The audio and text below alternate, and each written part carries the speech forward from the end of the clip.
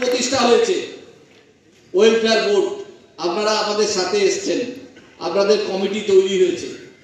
তার আগে থেকে আমার দাবি আছে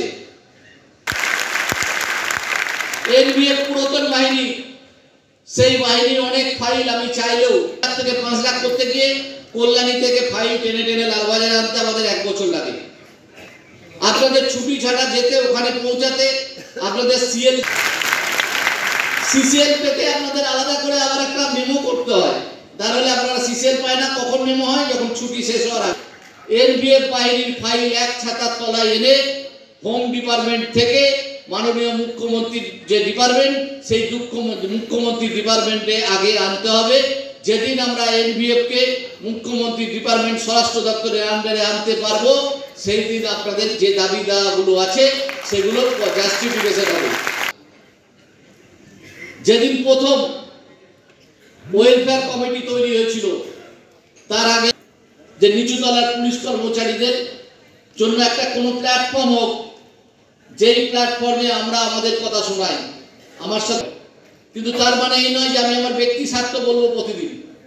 আমি চেয়েছিলাম আমাদের নিচুতলার পুলিশ কর্মচারীরা যেভাবে ডিপ্রাইভ হয়েছিল 11 থেকে 16, এই টাইমটাই পশ্চিমবাংলায় নন গেজেটেড কর্মচারী সমিতি ছিল, তারা করে দিয়েছিল। সাহেবরা যারা আমাদের এই ওয়েলফেয়ার বোর্ড আছেন, এই ওয়েলফেয়ার বোর্ডের মেদিনীপুরের চেয়ারম্যানকে জানেন? আমাদের সাহেব দ্বিতীয়বার সরকার আইপিএস সাহেব। আমরা এসপি সাহেবের ঘরে গিয়ে পায়ে পা তুলে করব না, জামার 4টে বোতাম খুলে গলা চেক করে করব না। আমরা ডিসিপ্লিন দাবি যেগুলো পারবেন সেগুলো তিনি আমাদের করে দেবেন। তারপরে সেই দাবিগুলো আস্তে করে তিনি ওপরে বাড়াবেন এবং আমরা আস্তে আস্তে পার্সু করব এবং ডিজি সাহেব আমাদের সেই দাবিগুলো আদায় করবে। এটাই হচ্ছে আমাদের ফরম্যাট। তা এই নন গেজেটেড কর্মচারীরা নিজেদিকে সর্বেসর্বা মনে করে পুলিশ বাহিনীটাকে একটা গোল্লায় পাঠিয়ে দিয়েছিল। সেই জন্য আমাদেরকে 11 থেকে 16 সাল পর্যন্ত অ্যাসোসিয়েশন, সেটাও তার জন্য তখন যে অ্যাসোসিয়েশনটা অনেক পুরনো অ্যাসোসিয়েশন, 1902 সালে প্রতিষ্ঠা হয়েছিল, সেই অ্যাসোসিয়েশনটাকেও তার ক্ষেত্রে ব্যান করতে হয়েছিল। পরবর্তীকালে অনেক চেষ্টার ফলে 16 সালে আমি ওয়েলফেয়ারের আস্তে আস্তে করে কাজ শুরু করি। সেল তৈরি হয়, সেখানে আমরা বডিগার্ড পুজোর যে দায়িত্ব সেইটা আমি পাই এবং তার ওয়েলফেয়ার কমিটিতে এনে আমরা ওয়েলফেয়ার কমিটিকে সুদৃঢ় করেছি এবং একটা সংঘবদ্ধ জায়গায় এনে পৌঁছেছি। 1,31,000 সিভিক ভলেন্টিয়ারের চাকরি সঞ্জীব ব্যানার্জির মাননীয় সঞ্জীব ব্যানার্জি বিচারপতির কোর্ট থেকে ক্যান্সেল হয়ে গেছিল। 3টে থানা, বারিকুল, সারাঙ্গা এবং মেদিনীপুরের আর একটা থানার ইন্টারভিউ নিতে গিয়ে কোনো রকম। আমাদের শরীর যেমন ঠিক রাখতে হবে, মনটাও ঠিক রাখতে হবে। একটা কাজের পিছনে শরীর এবং মনের কিন্তু অবিচ্ছেদ্য কিন্তু সম্পর্ক। তো আমাদের মনের ব্যাপারে, যার জন্য আমাদের এই স্টেট ওয়েলফেয়ার কমিটি একটা কালচারাল উইংস আমরা খুলেছি।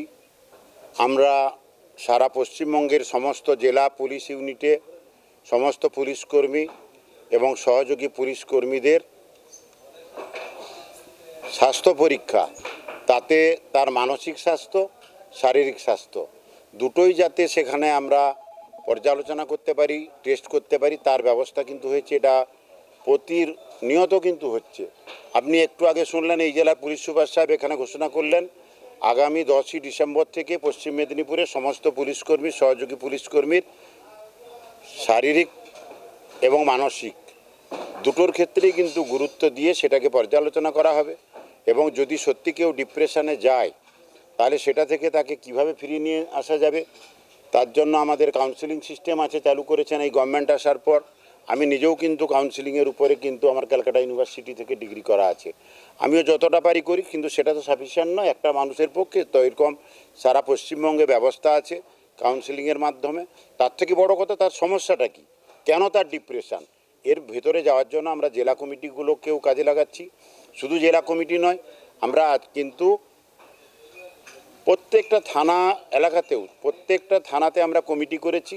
আজকের ডেটে আপনি আনন্দ পাবেন যে আমাদের এই স্টেট ওয়েলফেয়ার কমিটির আন্ডারে শুধু কমিটি মেম্বারই হচ্ছে 8,500, যারা প্রতিনিয়ত কাজ করে চলেছে। আপনি হয়তো দেখছেন যে বিজিতা সরোদকে দেখছেন, তার সঙ্গে কথা বলছেন, তার ছবি তুলছেন, সে মালা পাচ্ছে, কিন্তু বহু কর্মী আছেন যারা নীরবে কাজ করছেন।